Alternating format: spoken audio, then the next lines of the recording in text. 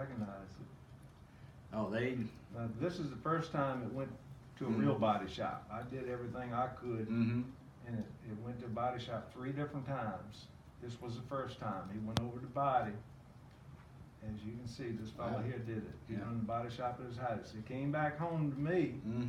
Inside still needs all its work and all. You know, he just went over to body.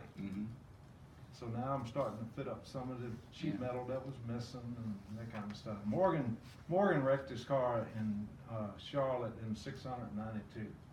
He and Joe Ruttman tangled in turn 1, and they finished the race with it. But after that, they total lost the chassis. All right, that's the cow I homemade out of the hood that came on this car when I bought it.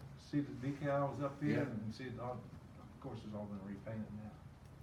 But like I was telling Pat, I had to put this car together 3 or 4 times because once you paint it, everything's got to fit. If it doesn't, you can scratch it all up trying to make it fit. The fuel cell was fine, but the can had some pinholes in it, so I had to fab up a new can. And that's the hood, the original hood that came on the car, which was just a regular street car hood. And that was some of the patch panels I'd cut out of it. Wow. All right, I call that my grunt book. This is my glory book. Second time it goes back to the body shop, he paints in the car. You can still see the decals. He paints in the car, under the car, in the trunk, under the hood. That was stage 2. And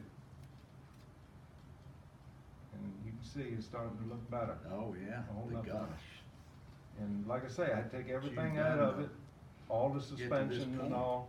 All right, now I've gotten the suspension back and I brought it back home and getting ready for the final stage.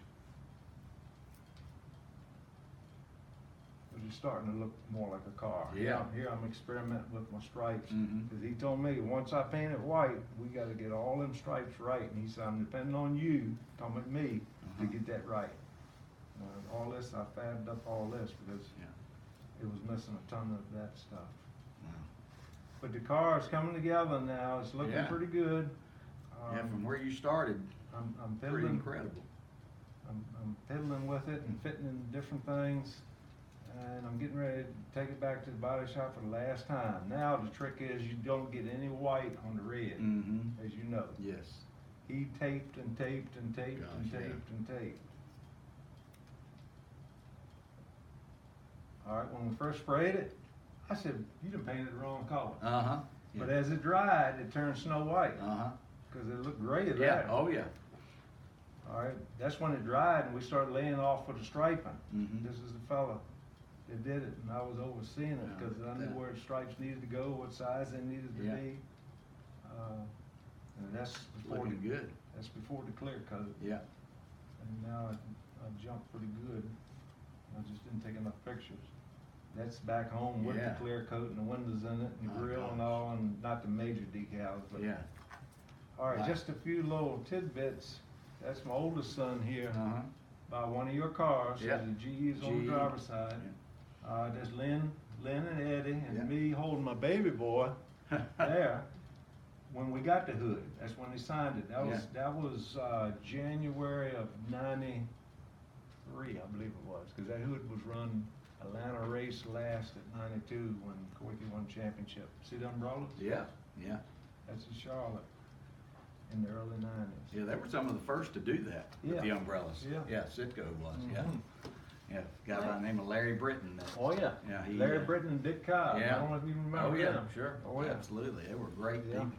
Yeah, Larry Britton, he was into it. He was. He loved it and did such a great job. When he was a teenager, he used to restore GTOs. Oh, really? And that's where he learned the hands-on. Well, you've done a terrific job. That is, have you ever talked to the people at the Hall of Fame? Would you be interested in?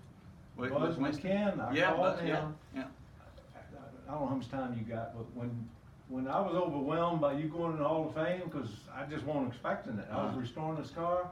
I called Mr. McCann because he did all the lettering for the Wood Brothers on the cars they've been restoring when they were running the partial schedule.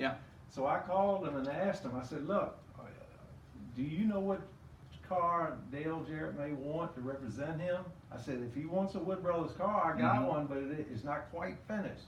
he said, well, I'm not sure what he's gonna want. He said, but you know, if I find out he wants one, you got one, maybe Yeah. we can make something happen. But as I know, you got the '96 T-Bird Yeah. that you won Daytona 500 with. Yeah.